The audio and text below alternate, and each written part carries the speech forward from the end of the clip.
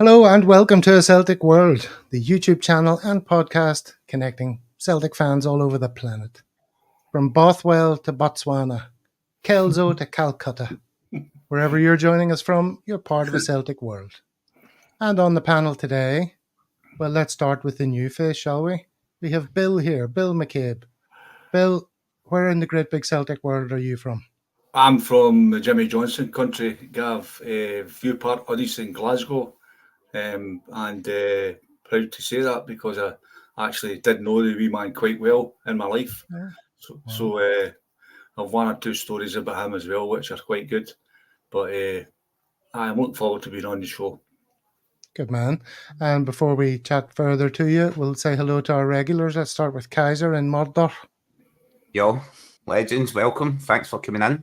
People catching the stream live and people coming in later on. Thanks for being here. Delighted to be here. Thanks for having us, Gav. Always a delight, as it is to have Paul. How's it going, Paul? Yeah, great, Gav. I'm just getting a little bit of amusement from the comments already. We've got yet another lookalike. I think based on your attire, I assume. Oh, for God's sake. Who is it? It's time, Paul. Magnum PI. Oh, that's not bad. That's quite good. Ace Ventura. I pegged them as Ace Ventura. I like this one, Bill. There's a before and after there with me and you. I don't know who's the before and who's the after. So let's not answer. Well, I think I know. Well, I know that you're the youngest, although some would debate that. There we go. Dear, that is funny. Well, you told me you were the youngest. Welcome, Bill. Thanks very much, Henry McLaughlin. I've got you in the background. So you've had I like Magnum that. PI and Right. Ace Ventura 20 years plus in the space of about 5 minutes on and off. All righty then. Well, Well, fair enough. Let's crack on.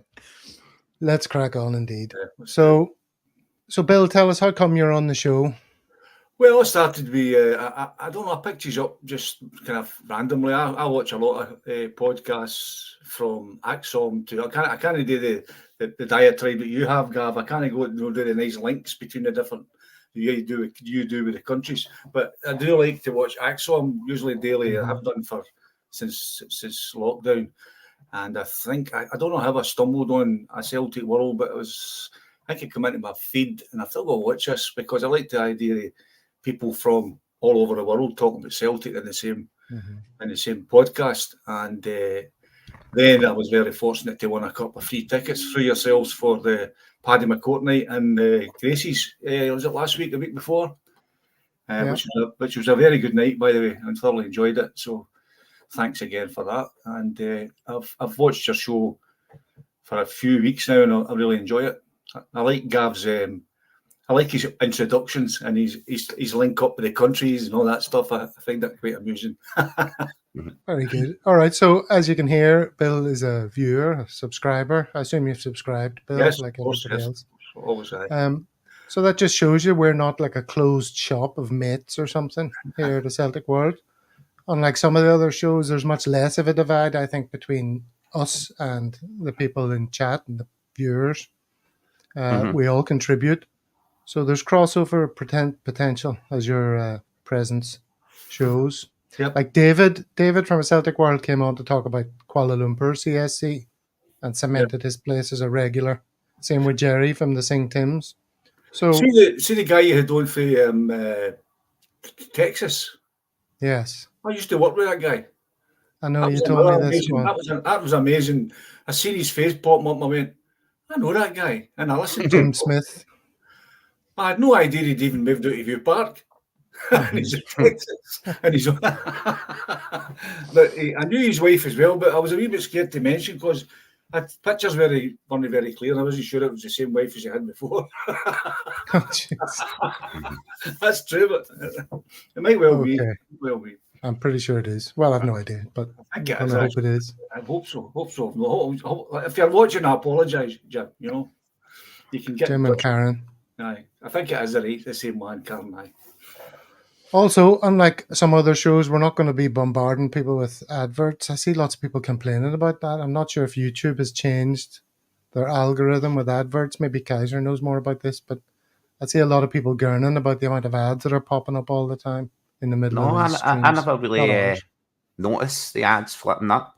I thought it was more along the lines of people advertising boilers and home security systems and stuff. And like we're sponsored by like a condom factory in Malaysia or something. You know what I mean? Yeah. Well, I'll work on that particular sponsorship. Well, Yes. I don't think Manscaped we're going for, I think, is the Manscaped that one got sponsorship. mentioned. Yeah. Condom factory full of pricks. That's perfect. Mm-hmm. I just use a hairspray and lighter. You know what I mean, Paul? Hairspray and lighter.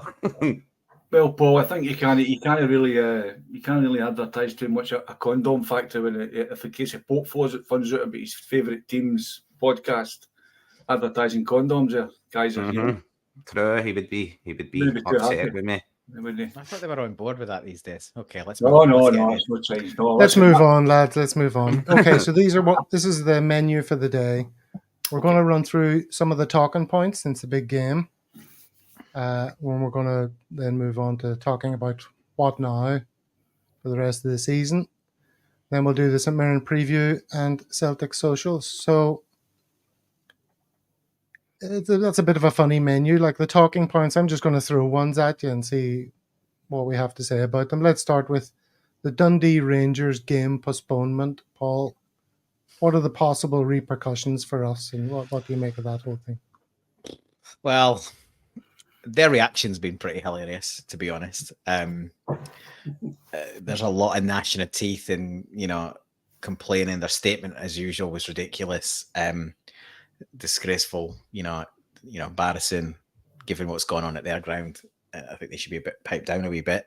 In terms of when the dust settles, but it is a bit of a look. On the one hand, if it actually happens next week, then things could look a fair bit different again by the time that comes around. Obviously, both teams have got a game this weekend.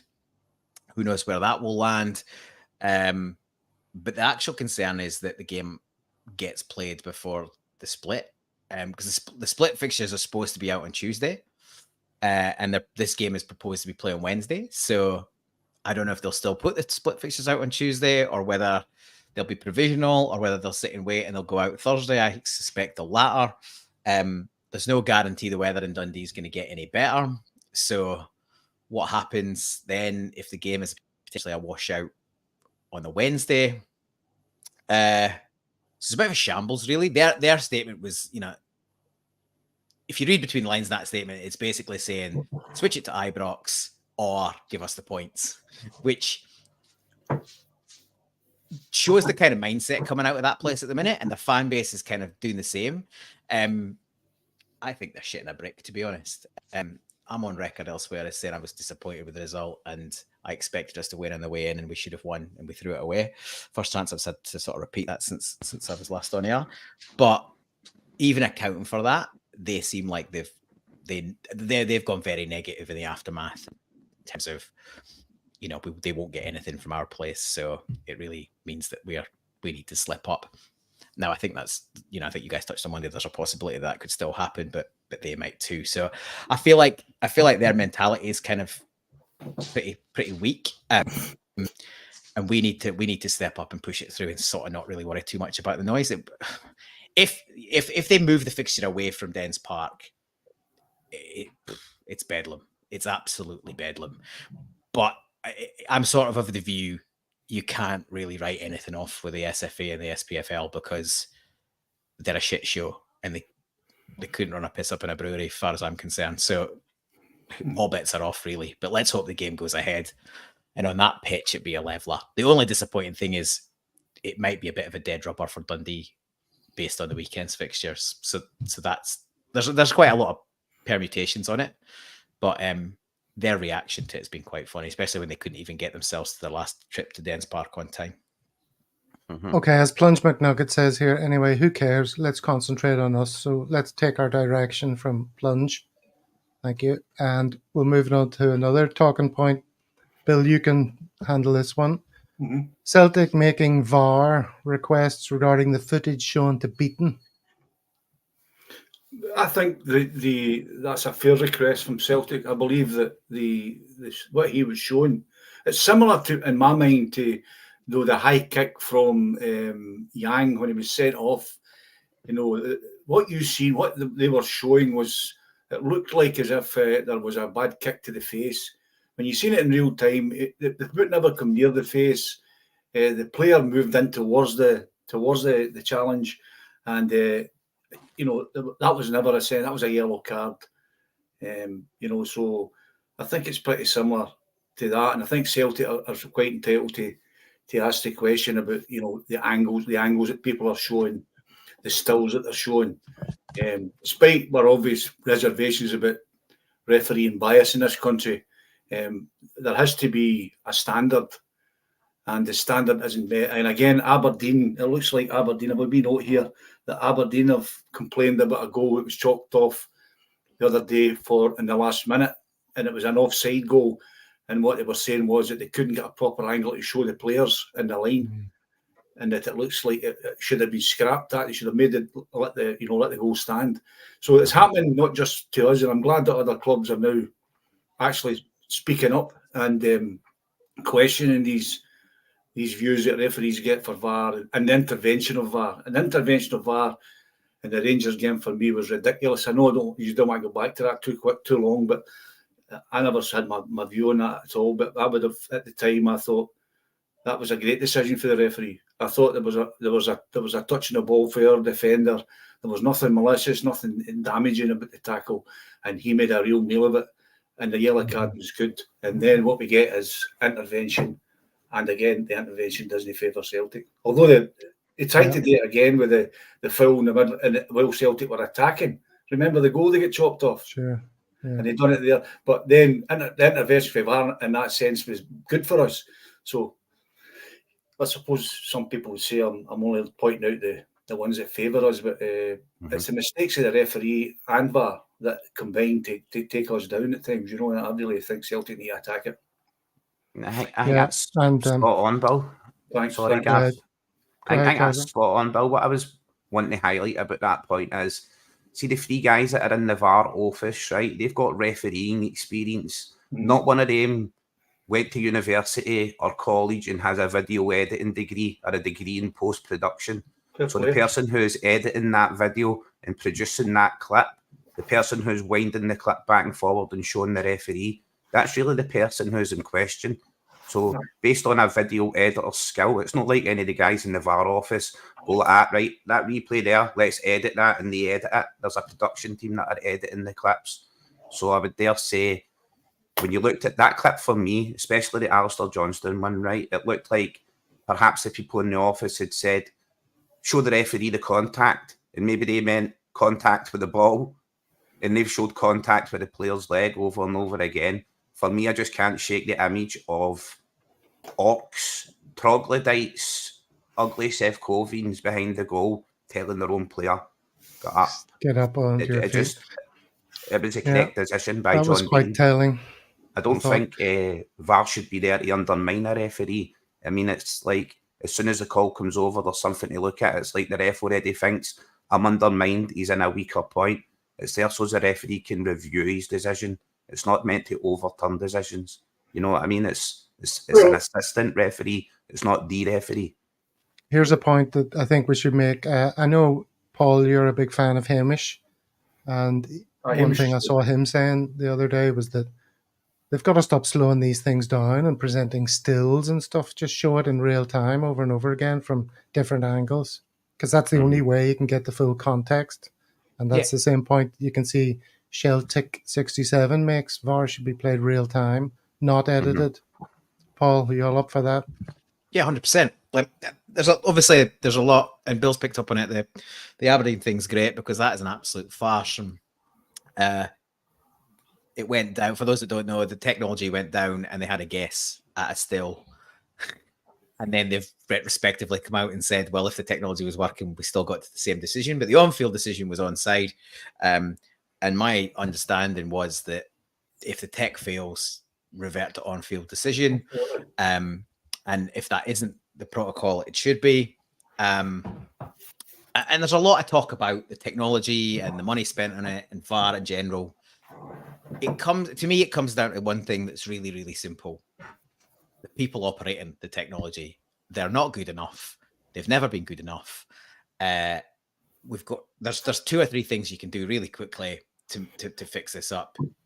Refs should go pro, get proper refs in, mic them up, make them transparent. They're two big ones. Things like playing it in real time, absolutely. And just lift the quality overall and make the protocols clearer. Half the time it seems like they're guessing. There's re-refereeing going on all over the place. The re-refereeing's a joke. We've had re-refereeing based on having actual footage. They're now re-refereeing on guesswork when they haven't got a line of sight. Mm-hmm. It's farcical. It's absolutely farcical. So we had poor referees and poor officials for years before VAR came in, and people thought there was VAR would be a magic bullet. If anything, what it does is it shines a light on how bad some of these decisions are. Beating missing the Awata foul or the foul on Awata by Tom Lawrence under his nose and then getting the goal chopped off rightly on that just points out how poor our officials are. If there's one benefit of VAR as we currently have it, it's that some of these decisions, even if they're not getting them right at the time or later, the constant overview and oversight is shining a light on it, and eventually pressure will come to bear. And if the richer clubs need to put their hand, this is like pitches. If richer clubs need to put their hand in their pocket to pay for something that works for everybody and makes it better for the whole league and improves the product, then so be it. But there's a bigger issue in Scottish football, and without getting too far on the soapbox, the people running our game are a joke. They could be generating so much more money for the country and the game, or the game in the country, and then there would be funds to do these things properly. But they sell our game short. They tie us into stupid contracts and stupid TV deals, and countries of a similar size are doing such a better job than we are. And overall, the product is poor, and things like this is just not at the level it should be. It's pretty amateur. It's tin pot. It is tin pot. And if the way to lift that is Celtic and Rangers and a few Hearts and of Aberdeen and a few other teams put their hand in their pocket proportionally to make it better, that's what we should be doing. Because if we lift the quality of this, then it gets better for everyone. Mm-hmm. Well, here's another thing that needs to be made better, Kaiser, and you can sink your teeth into this one. I'm sure you're not too fond of being out on the field of play when a bottle of Bucky lands at your feet, narrowly missing your temple. Not when it's empty. If it was like half full or something, you know what I mean? I'd be delighted. Could I grabbed it in mid-flight? Exactly. I'd caught it before I hit the ground and drunk it. Swallowed and put into the crowd. It stands to reason, right? Say that bottle lands at Matt O'Reilly's feet and he picks that bottle up, turns to the crowd and simulates that he's going to throw it back at the crowd. He would be marred and tarred as an animal. You know what I mean? Without even throwing the bottle. So the person throwing that bottle from the stand should be marred and tarred as an animal. You could take someone's life. I think I commented in some chat, right, just hypothetically saying, how much money is Matt O'Reilly worth to Glasgow Celtic this year? You know what I mean? At the end of this year, goes away to the Euros, comes back, he could be worth mega bucks to Celtic. You ready for a player's career to be ended by some idiot throwing something from the stands? It's something that I think the club needs to police itself, as well as police Scotland, as well as the people in the stands.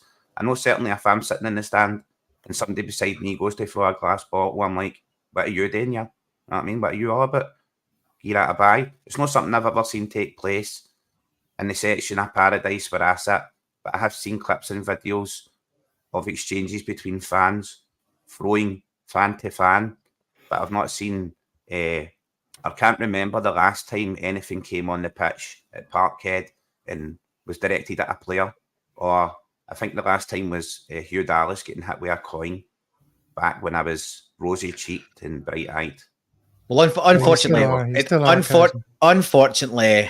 like, we're not completely indefendable. Like the Barry Mackay one versus Hearts not that long ago, a couple of seasons ago, a season or two ago, happened, and that came out of the North Curve Green Brigade section. There's not a place for it anywhere. You know, like we've had incidents, the odd incident here and there, but now it's nearly every time we go to Ibrox. There's an issue. It's a regularity, Paul. It's a regularity. Well, Heart, the bottle and Heart. Now this, two at this one. John Kennedy with a coin. Matt O'Reilly's lucky boy not to get hit by a bottle. The glass bottle in Joe Hart's 6-yard box.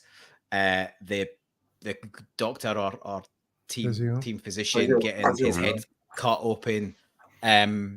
Chris Sutton not being able to protect his guarantee his safety. It just goes on and on and on. Like, well, my question on this is, again, like, the quality of managing situations by the authorities in the game in Scotland's a shambles. Like, how do you stop it? You take extreme action. Extreme action is you close the stand, or you close the ground, or you play a game behind closed. Like, there's not a chance that's going to happen. Certainly not in this run-in. But I think, how many times do you get away with it before you hold the team to account? You hold the club to account. I think the players, obviously, when you score a goal, it's a jubilant moment. It's a moment of celebration. And the players don't have a safe area to go and celebrate since Sevco removed the allocation. So therefore, what you have is Celtic players celebrating a moment of joy in front of rivals who can't hold their temper. And some would say that's understandable to throw a bottle. Some would say, it's understandable to chuck something when you're angry. But it's not understandable and it's not acceptable. But I think having a safe area to go and celebrate, you know what I mean? Even when it is just that small corner, and it should be the full Brumlin stand, but the players do need a safe area to go and celebrate. I think if you throw a paper cup with ice in it, it's an incredibly wrong thing to do, but it's obviously much less dangerous than throwing a glass bottle. But I don't think the missile itself is the thing in question. The thing in question is, why is it happening, and why is it allowed to happen, and why did the authorities, as Paul say, take no action? Any club, any group of fans, they might want to look at it and say, well, if you threw a cup full of ice and it missed somebody, well, we're going to fine you for that. But if you throw a glass bottle and it just bounces at a guy's feet, that's incredibly much more dangerous. So we might take a harsher view on that. So we're going to fine you, we're going to ban you, we're going to do something every time something is thrown on the field, no matter. But depending what it is, if you throw a dart at somebody and it sticks to their head, there's going to be a bigger uproar, right? Well, the problem is that look at the glass bottle and the cut head physio, same game. There was no repercussions of that, as far as I'm aware. Barely even mentioned. Fast forward a season or so, and it's happening again. Have we heard anything about it? Nobody. Celtic have asked for a follow-up on that. The police are involved. But there's nothing from the SPFL. There's no apology or statement from Rangers on that. So, usual story. I just feel as if everything that happens in Scottish football, just because you never hear any more about it. Celtic will make a complaint. You don't hear the response. Somebody throws a bottle, nothing happens. But there's that emptiness about it that just, the fans are left wondering, is anything happening? Will anything happen? Okay, let's move it on then to the next talking point. And this is something I don't know much about, so maybe one of you can fill me in if you're all over this story. But Sutton and Souness have been having a war of words. I have no idea what form that takes. Does anyone want to take this one? Kaiser? Okay. I believe both of them were arguing because Souness said Chris Sutton was trying to influence the VAR team with his commentary, as in leading into the clip, the audio from the game is piped right into the VAR office. You know what I mean? They're watching video footage of the game. I don't believe it contains any commentary. That's another thing about VAR. I don't think it needs any commentary. It doesn't need a person on a microphone telling the referee anything. It just needs a button to be pressed and a light to light up and the referee to go and check a screen. You know what I mean? It doesn't need any other input. We've all been in the home, we've all been in the pub watching the game, and we've seen a replay of something happening and thought to ourselves, jeez, if you could just bring the ref to the side of the pitch and show him the replay, he would make a correct decision. It doesn't need to be any more complicated than that. You know what I mean? It is vastly overcomplicated for a very simple system. Souness tried to imply that Sutton was influencing the VAR team with his comments is horrendous, because we've seen the VAR images clearly influenced the referee and he overruled a perfectly good decision. So that was the war of words between those two. It was just Well, can we press stop you start. there? Stop you there and ask. I mean, I've seen people ridiculing Souness asking that question. Like, do the VAR people, are they watching the game like we are? Are they listening to the same commentary as we are? I don't know why that's such a ridiculous question. I mean, I don't know the answer to it. No, neither do I, but I would guess, right, Gav? I would guess that they're watching some sort of live feed uninterrupted, so it won't be going through the same production process as what we're watching on TV. It's not like they're waiting on the image to come on TV. They're getting a purer source. They're getting it straight from the tap. We're getting it after it's been in a glass and diluted and served to us. You know what I mean? Does everyone else think that's true, that they're just watching the footage and the sound of the crowd? Well, you certainly should be the case, but you wouldn't put past in Scottish football to some cheap-ass version to just be watching Sky the same as the rest of us. Like, who knows? Honestly, who knows? Like, I imagine at the top level, that's not what's happening. You're getting a clear feed from the TV production companies, as Kaiser says, and you're just watching it clean without any additional commentary. We all know they're in a porter cabin with fire sticks. You know what I mean, Paul? We all know. Okay, and then did Sutton bite back? Did Sutton respond? I think that was the essence of the response from Sutton, was like, do you think the VAR team get to listen to my audio? Right. You think my audio's influencing the VAR team or the production team who's editing the clip, basically? Which it should not be, but when you ask the question, it seems Souness was quite right to ask a question because no one really knows the answer. And VAR are not very transparent. They don't come forward and tell us anything at the best of times. So, well, here's Paddy Lavery telling us something. He can't believe he's awake to watch this live for a change. Well, we go out now at 11 o'clock your time, Paddy, so I'd imagine it's not too much of a chore to get up in time for our show. But it's good to see you. Okay, what about new realizations that have come your way about the game since it took place or since the last time we were on? I'll tell you a couple of mine. One was Alan Morrison talking about the game of two halves myth. There is this theory that the game against Rangers was a game of two halves. We annihilated them in the first half. They annihilated us in the second half. Right? That's the easy narrative. But then he quoted a stat to say that apart from the penalty in the second half that they got, the home team, meaning Rangers, didn't have a single shot on goal from half-time until the 80th minute. That was amazing to me. Think about that. Well, I think this is the thing where, stats can show you a certain amount of information and they're absolutely useful. But that stat in its isolation doesn't show you the momentum shift post the penalty. And it also includes and obviously the goal was eventually ruled out, but the ball was in the net before then, minutes after that. And what the penalty did was it lifted the whole stadium. It lifted Rangers. We'd been in a position where we were sort of, do we stick or twist? I absolutely believe that Rodgers gave direction to not be quite as attacking and to try and do a bit of game management, and we're not really good enough for that yet. And our own errors compounded that. But that goal and there's now one goal in it. There's a massive momentum shift. Obviously they score, but Beaton's let them away with a ridiculous foul, so it gets chopped off. And we drop back because now there's only a 1-goal lead.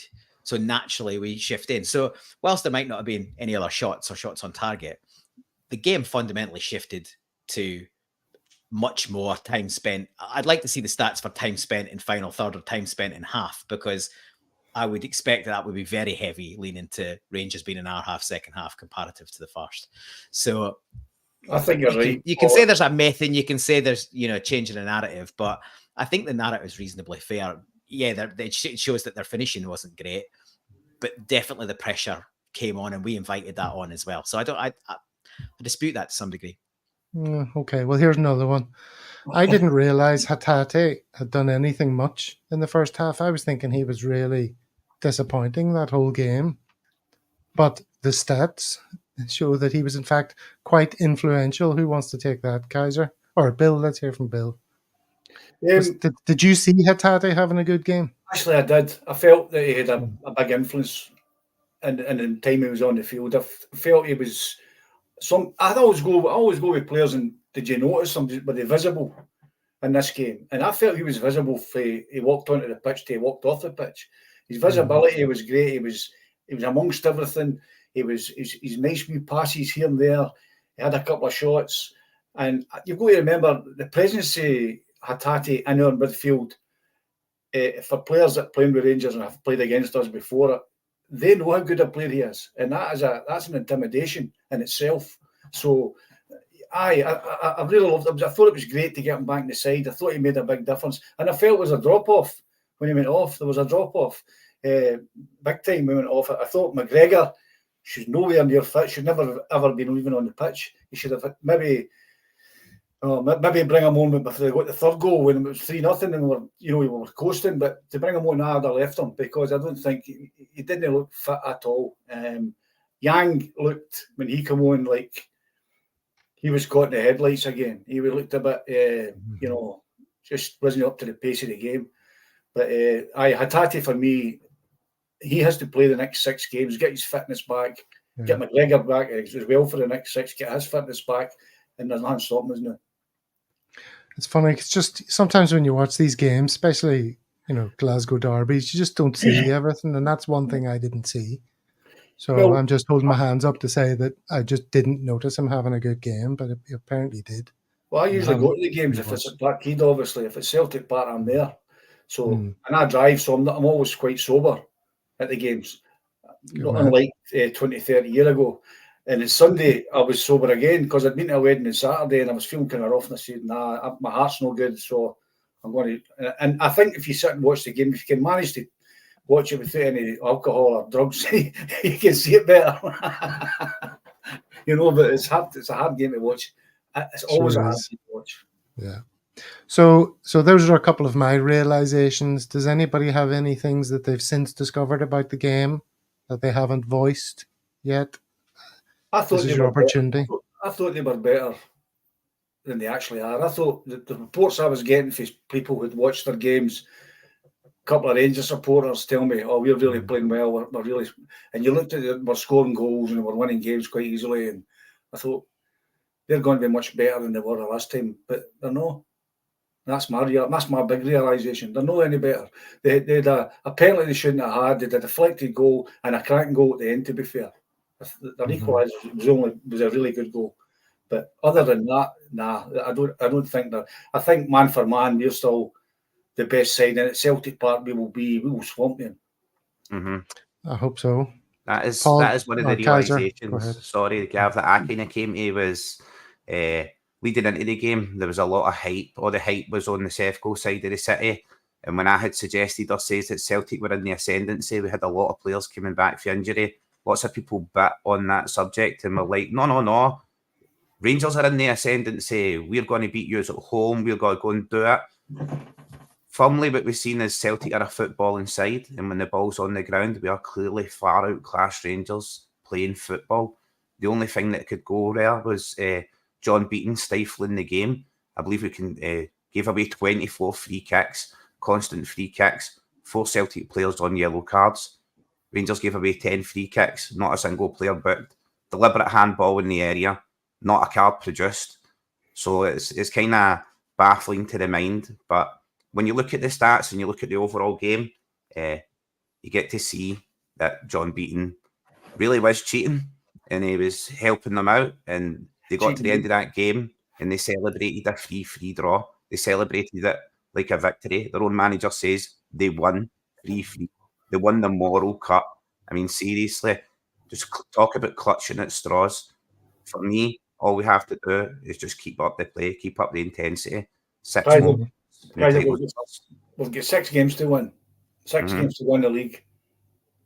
Well, we'll come on to that in a second. So I just want to round off this wee bit. Paul, have you learned anything since we last spoke? Similar to the guys, I was surprised quite how long ball they went from open play. We know that they're a set piece team. and that's what they'll try and win corners and free kicks in the final third. But they were going back to front, especially first half. They were going back to front constantly, and not even was they playing the long ball game. They were playing it really badly. Like they were overshooting Dessers regularly. The ball was trickling, flying through to Hart or going out for goal kicks. They couldn't live with our the high press first half. They couldn't live with us. Biggest disappointment for me, other than obviously second half, was that we didn't take another chance first half, because you guys touched it on Monday. But if we'd gone in 3-0 up, and it wouldn't have flattered us, there's no way they'd been coming back from that, and would be a different story now. So I've got no fears for them coming to our place. My concerns or bits of worry is really about the other fixtures at the minute. Okay, did you notice there was another very famous dive that took place? I don't know if you saw this. Not the dive that everyone's talking about, but it's Cameron Carter-Vickers' dive. Let's watch that.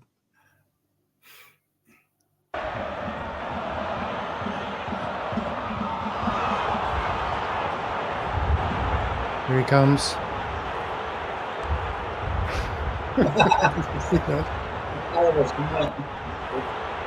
Once again, there he goes. Maida goes over to celebrate with him. It's probably the only thing he missed all day, to be honest. It's probably the only thing he missed all day. He had a great game. He did. And I don't know if you saw this photograph, but it's also quite enjoyable. Another CCV moment. That's good. Look at your man's face there. This guy. Delighted. There's a lot of anger in that, isn't there? Look at that kid face. as well. Look at that kid just above him. Where's the kid? Oh, aye. It's a Sorian for him, isn't it? Very good. Sons of William upset. All right. So that was fun.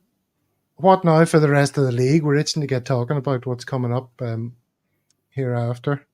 Can we start with this thing now? We have viewers from all over the world, right? Some may be relatively new to Celtic and to the SPFL. So we can't assume that everything that goes on is crystal clear. So I just want to talk about the split for a minute. It's been in place since 2000, 2001. Need for it comes from having such a small league with so few teams, right? So everyone plays 3 times and then the league split into 2. Top 6, bottom 6. And they're basically 2 mini leagues for the last 5 fixtures. Now, we're all waiting to see what those fixtures are. We're waiting for the announcement that's coming soon. In an ideal world, would this not be like a public and randomized procedure, like a cup draw, where some of the elements at least could be decided by a drunken pop star putting his hand in a velvety ball bag and pulling out numbers? Why doesn't that happen, Kaiser? It's not enough funds in the league. No, I mean, I don't know. They have the supercomputer, I believe. It's artificial technology, 1986 Atari. And they just basically go in a room and they go down the local Orange Lodge and they pick out the best fixtures that they can possibly get to try and assist their club.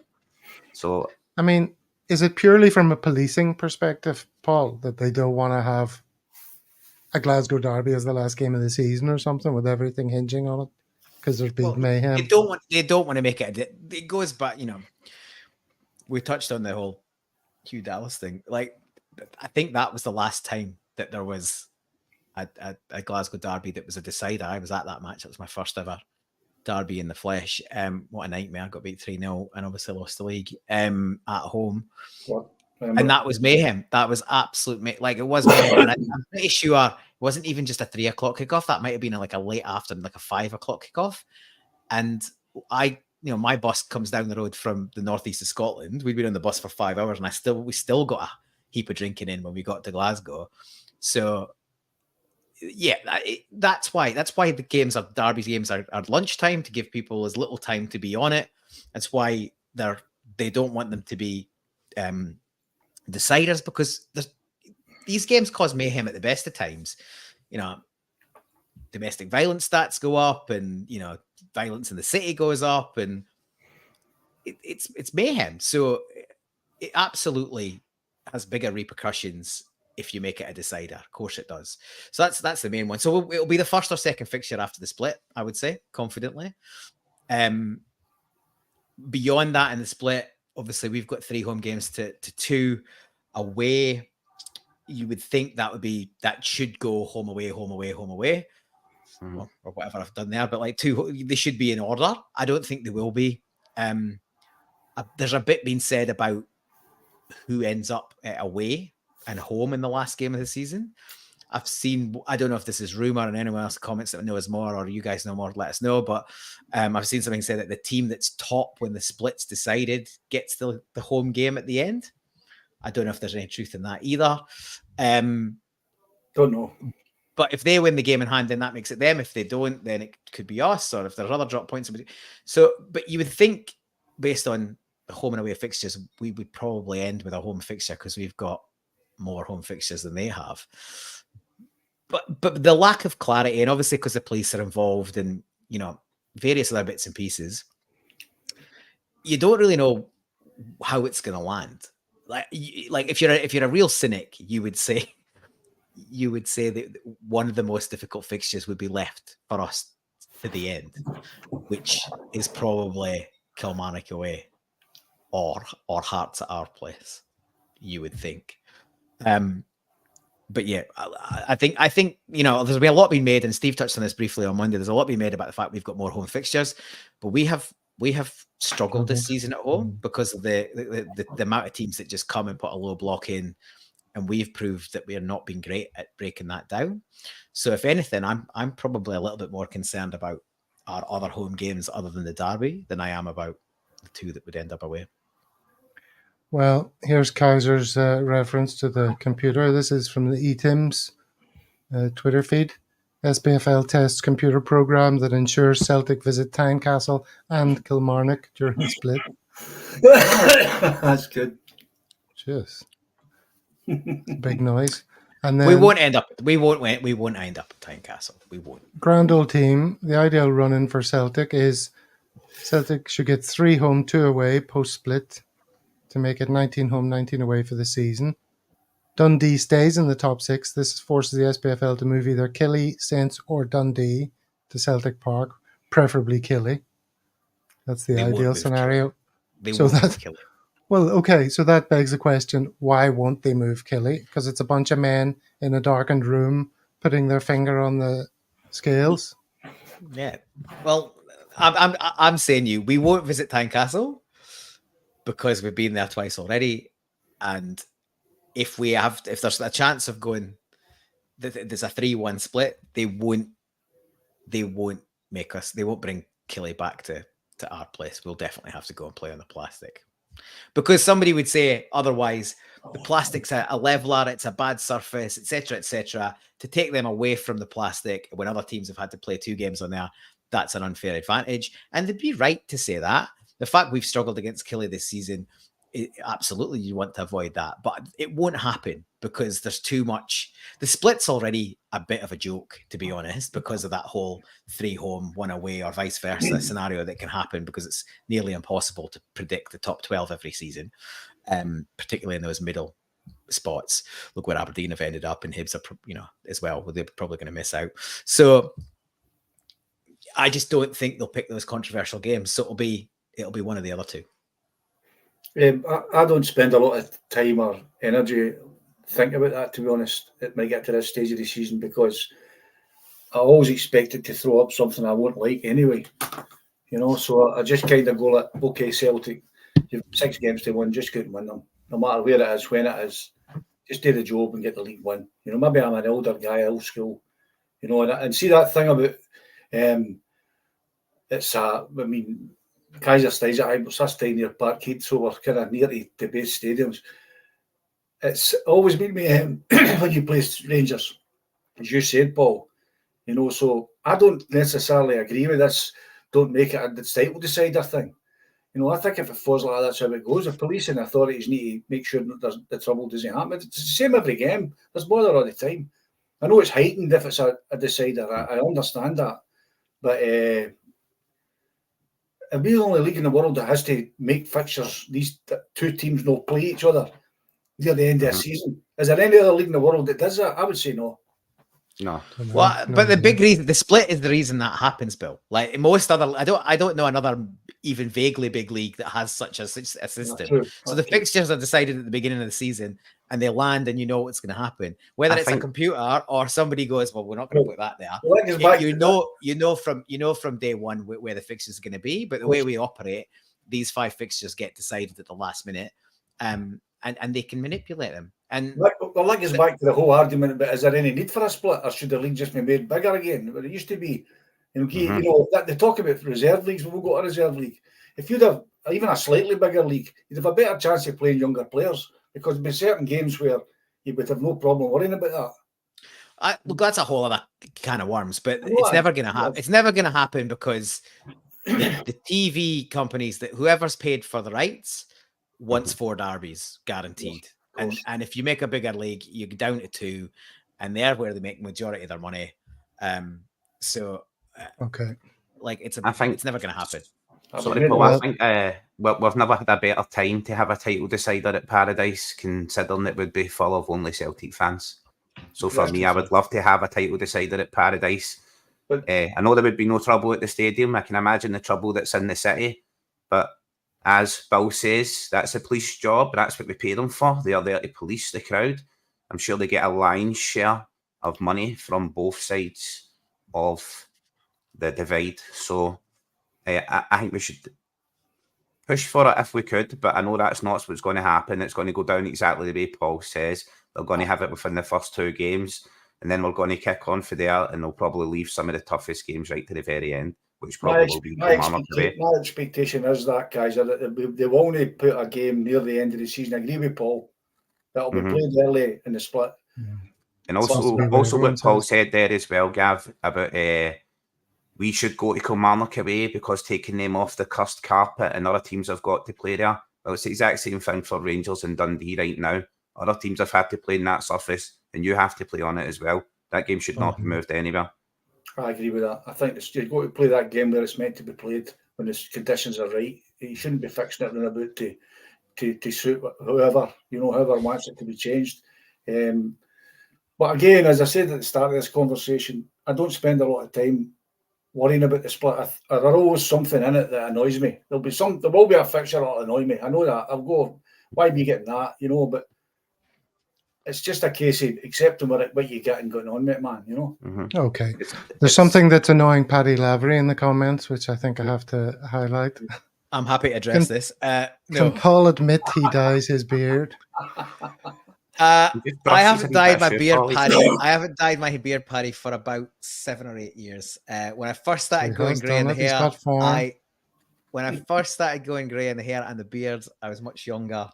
And a little bit naive, and a couple of my mates with beards, they said, "Oh, just get about you, touch up, blow, get it before it comes in." Did it a few times, absolute nonsense. Looks really bad. The reason why it looks a bit darker than recent weeks, and thank you for spotting, it's very kind that you notice my appearance so closely, is that I've recently had a haircut and beard trim, and my beard gets really grey from the underside, and when it gets longer, it shows more. So it's just been trimmed back a little bit in the last week or so, and that's why it's looking a little bit darker. So thank you for your interest. It was just for men back then, but it isn't anymore. So there's plenty of grey under here. But no, it's just a nice trim. It's quite enough of that. But on a similar subject, thing you can do with your hairstyle if you're bald in the middle, but you've got hair around the outside. This is the Maracana look. I can't wait to see Kaiser do this at the end of the season. You know I will, bro. That's my hair, isn't it? He's literally half the man of Morelos is. Yeah. That's amazing. I'm going to get Dundee Stadium, bro. Kaiser coming in at the end with a shouty, "If we win the league, I will get that haircut." Brilliant. Okay, that'll make it for a good I mean, you've done it in a public forum. That's him committed to it. So, Kaiser, are you formally committed to that announcement? Yeah, if we win the league, I will get that haircut. As I says, I wanted the Tony Macaroni, but somebody will need to get plane tickets to Brazil, because I think that's the only place that they'll do it, unless you know a barber in town that'll be able to redesign that. I know a few Barrel barbers who'll sort me out. They're good at the old skinheads. The Barrel. Right, okay. Guys, you better no haircuts until then. Get the length right so you can get the stadium side sorted. I think this conversation is going on too long. It's really unfair to me and Gav, so I think we should move on. You could get the Macarena in summer, no? The Baldy pitch. You'll be getting the tattoos, Nadine. I'll be getting a rabbit. All right. Enough of this nonsense. Let's preview the St Mirren game. Let's start with praising a fella from my part of the world, Stephen Robinson, for sealing a top 6 for the second successive season. First time the club's achieved that in 39 years. So that's pretty good going. Mm-hmm. And he's aiming now to get into Europe. It's been 37 years since that has happened. But he reckons now they can breathe a little bit and relax and play their football. They're not always praised for their style of football, it's fair to say. But, what are you going to do with their resources? It's not easy. Mm-hmm. Do you think we're going to see Bill St Mirren suddenly play total football? No, I don't. I expect them to play the same as all other teams play when they come to Celtic Park. And that is sitting deep. Hope to hit us on a break and get a goal and maybe causes problems. No, I don't expect anything else. I expect Celtic to be far better against St Mirren this time. I think with the players that we've got coming back, especially McGregor, Hatate, and the form of O'Reilly again looking good, and the guy Ida, a great option to bring on. I think we're really in a really strong position. I'm not too worried about other teams right now. I think St Mirren will do what they always do. That's my very short answer to that. Okay. Well, let's have a look at the table. Make that full screen. There's us, obviously, top of the table, you beauty. And St Mirren in 5th on 43 points. Mm-hmm. How come I can't move that? Just going to show you the form. It's like the 3 horsemen of the apocalypse. It's like pain, pestilence, and famine. Rangers, Kilmarnock, and Rangers, Hearts, and Kilmarnock. You know what I mean? This is the form table. Look, Kilmarnock 3rd, Motherwell 4th, St Mirren down in 6th. They're not too good there. Their form's not great. Don't know what that tells us really, but they've lost their. They've had taken 1 point from the last 9. Are you? Mm-hmm. Do you think we're gonna? Well, is this going to be a routine victory for you, Bill? I think so. I think we'll take 4 or 5 off them. I really do. I think look at that form makes me even more. I didn't realise their form was so bad. I mean, that's 4 games since they've had a win. And they're obviously not playing so well as they have been. So it's all about us. It's all about us for now at the end of the season. It's all about keeping our game, playing the game, being strong in the mind, being strong in everything, and just wiping teams away. I think we're there. It does have the look of getting to the top 6 is a season-defining goal, and maybe took the pedal off the metal at the end. Maybe St Mirren have relaxed a little bit, you know what I mean? And maybe we will see them playing a bit more free-flowing football rather than really driving and looking to secure wins. It does look like from those past couple of results, like maybe they have season over, some of the players have checked out. Hopefully it is routine for us. We can just turn that, do our business, as Bill says. That's what we need to care about. It's what Celtic do. For me, that was the emphasis after Ibrox. It's all in our hands now. It's all about what we do. You know what I mean? Our fate is in our own hands. Win the last 6, and it's ours. We've done the double. Frank in the comments, as ever, accentuating the positive, eliminating the negative. Paul, what can you say to Frank to make him feel more confident that whilst we haven't been able to secure routine victories far too often this season, we're in a good position to do so at this point? Well, I think he is generally a little bit negative, but and apparently not my biggest fan. But he's got a point. We haven't. We've been rare. We've strong. This is my concern going into the last 6. Now I'm generally pretty positive. The guys are right. We're in a good place. We've got players coming back. We've only strung 6 wins together all season once, and that was back in October. So it's still going to be a reasonably big ask. I think this fixture will be more straightforward than some of the others, but it's not without its issue. We've not been that great at home, and obviously not hard to get up for the game last week, but we've got to come back and go again. And full crowd will be in or close to it. And it's the usual story. If we can get on the front foot early, play with intensity, get an early goal, it goes well from there. If it doesn't, then it gets a bit nervy and the game squeezes from there. But hopefully another week, like Carl was so far off the pace. I agree with Bill, except that even more vociferously, he shouldn't have been anywhere near the park. Carl's the kind of player that if he's fit enough, he starts. So if the fact he wasn't starting was really telling, shouldn't have been anywhere near it. He looked a mile off the pace. So hopefully another week's training under his belt has got him at a point where he's fit to start and play 60, 65 minutes. If he isn't at that level, he wouldn't be near it for me until the game's pretty much done and dusted, hopefully. So I'd be playing pretty close to last week's first team again with maybe Carl if he's fit enough to start and get after them, same as we got after Rangers, and hopefully get it done and dusted as early as possible and then get fresh legs on and try and rack up a score. But, we'll see how we go. Any other team selection choices you want to voice, Kaiser? Anyone you want to see come in for this game other than didn't appear in the last one? Just delighted that we are getting back to full strength. I was just laughing away at the comments there. Monty saying that Frank just needs his hole. And says, I chose not to highlight that one, but yes, thanks for saying I thought that was budding love in the chat. 2 birds, 1 stone. I don't think he was offering. I don't even know if Monty's a he or a she. Maybe they were. Didn't matter, really. Each to their own. It's deteriorating again. I think it's time for a message for our South African viewers. How's it, bro? Loving a Celtic world. It's fantastic.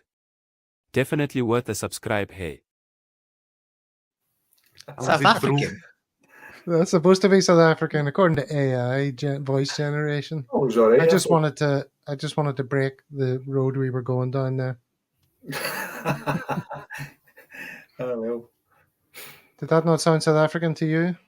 I did. I think it said all right. It wasn't the best. Wasn't the best. I thought those all those little clips were your impressions, Gav. I'm disappointed to hear. I'm disappointed to hear they're only AI. Only AI. So, what about Palma? Palma going to make? I wanted Palma to come off the bench and score against Rangers, but then Paul pulled the rug from under me and saying he's not even going to be in the squad. Right. You were right about that, so I'll give you that. Is he going to figure? Do you think in the run-in? If he's fit, he'll be back. You'd think he'd be back in the squad if he's fit. Because Yang surely dropped down the pecking order in terms of wide players anyway. I think Yang's a guy that's going to come good, but I think he's going to be nurtured. He's going to be nurtured. That was a big ask for him. Come bring him on at Ibrox. I think Palmer's a guy that will do a wee jink. He'll have a good, he'll have a good game here and there. He'll score goals. So I would like to see him back in the squad. Okay. Brilliant. Somebody's phone's pinging there. They haven't read the instructions. Paid attention to my very careful instructions to make sure your phone is off. God damn it. Okay, so let's get on with our Celtic social media choices. Now then. This one is yours, Bill. Aye. That was one I get sent. Let me add that. So that's you, isn't it? That's me. Rangers mad dad and son travel nearly 10 hours to Dundee for the second time. I said that's a bit stupid and a bit sad, to be honest. I mean, with the state of Dundee's park and the weather, would you bring your boy all that way to a game knowing that there's a good chance it's going to be off for a second time? Come on, son. Get a grip yourself. Well, the son looks happier than the dad. He does. The dad's got one eye in the park. How's he got in? Well, that looks good. Must have asked to get in for a photo. Are we crying for? Okay, mine is this. Let me see. This one? Yeah, I just wanted to say it's not really a social media choice, but I watched this film. Haven't seen it before. Sweet 16. You probably all know it. Ken Loach movie, starring the guy whose name I can't remember. Somebody tell me. Martin Compston. Martin Compston. Oh, Martin, right. Aye. And it's set all around Greenock and Gourock and all that region. Brilliant film. Have you all seen it? No, I've not seen it. Maybe try and look that one up.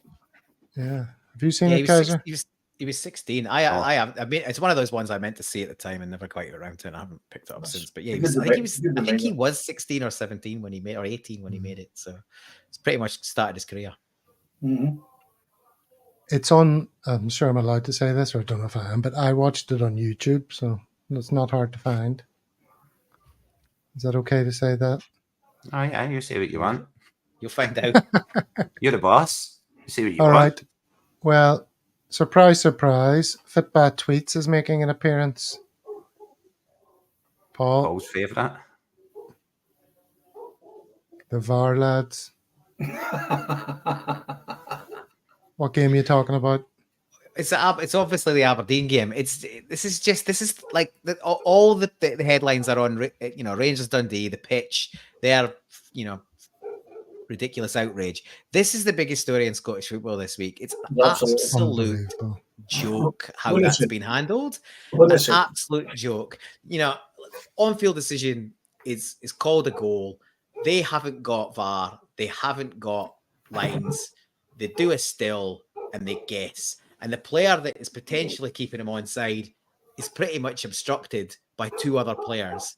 So they're absolutely guessing. And the whole 2D picture thing, depth of field, there's not a chance you can make a clear view or a proper. You're literally guessing. And they've guessed, and they've gone with that rather than the on-field decision. It's absolute farce, and as usual, Fitbad Tweets hits the nail on the head with a great cartoon. So, yeah, I'm a big fan, but yeah, it's absolutely picked the biggest story apart in Scottish football in the last few days. You're right there, Bill. You seem to be up to lots of things. You're doing lots of things. I was looking at some of the comments just quickly there. Sorry. Okay, no worries. What's Big Red say here? Martin Compston played with Greenock Martin, one of the young lads in the movie. He was shot dead in Castle Milk. My God. The rest is so... Dear, oh dear. That's life imitating art. Definitely. Mm-hmm. Somebody, who was it that provided this? I provided this as well. Celtic Rumours. Yeah, talk us through this. Here's the first one. So this is Keith Jackson, the Daily Record online version. Put this story out, obviously pre-prepared that expected Rangers to win at Dens. And Rangers were in pole position at Dens Park last night when they won their game in hand. And that was hastily, that was published this morning, local time in Scotland. And yeah, it was hastily edited once people started screenshotting it and pointing out the error of his ways. But it's about you. It's about all you'd expect from Keith Jackson, to be honest. Very good. Let's just interrupt the social media for this important message. Paddy Lavery saying he will donate 50 quid to Jimmy Tierney Fund if you shave that beard. There's not a chance it'll get shaved. Not a chance it'll get shaved. My wife will divorce me if I shave the beard, so it will absolutely be staying.